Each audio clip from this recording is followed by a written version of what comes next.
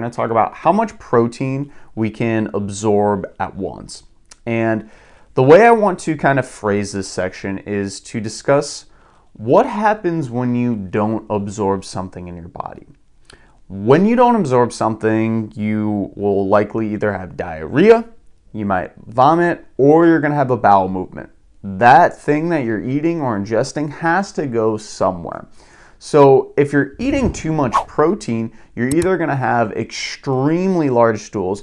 I should say eating too much protein and the fact that you can't actually absorb it. You're going to be having either extremely large stools, you are going to vomit it out because your body can't take it in, or you are just going to let it pass through diarrhea. So it's not going to process, it's just going to go straight out of you. So that doesn't happen.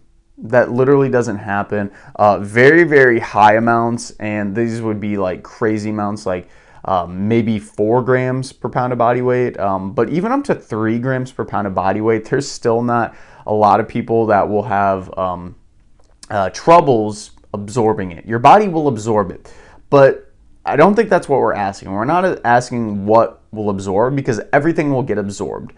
What we're asking is how much is actually useful, how much will be used for our overall body. And that 1 gram per pound of body weight, if we're trying to build muscle, that's pretty much going to be the upper threshold. And what happens if we don't use it is it just gets released from the body. It passes out. Some of it might get used for energy. Most of it is going to be used for cellular repair.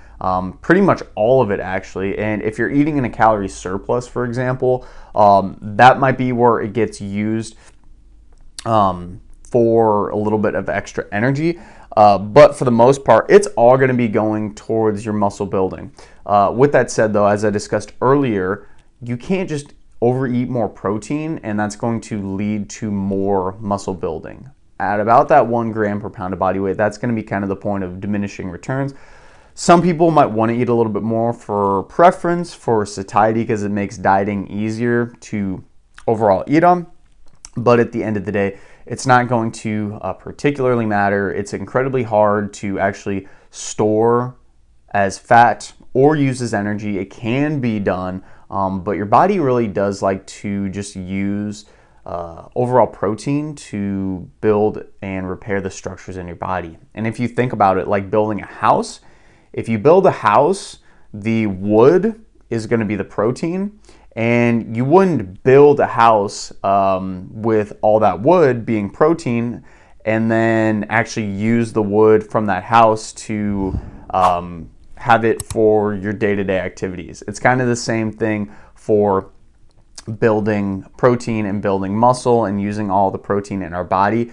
You're not using protein to build something and then take it away to use it as energy. It doesn't really work like that, and your body does not like to do that.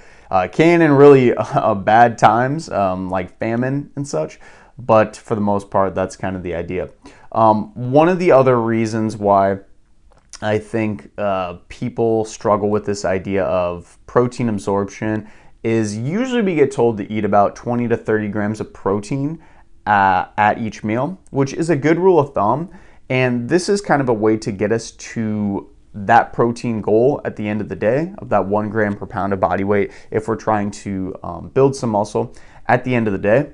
But this doesn't really talk about the actual absorption. So this goes kind of more along the lines of just general what you should be eating. And people that think that since you're normally eating about 20 to 30 grams per protein per a meal, that's actually what's getting absorbed. In all reality, you could eat 30, 40, 50 grams of protein per meal and all of it's getting absorbed. It's just the fact that most of the time people are not eating that much. So that's kind of a point to note when we're looking at overall protein consumption.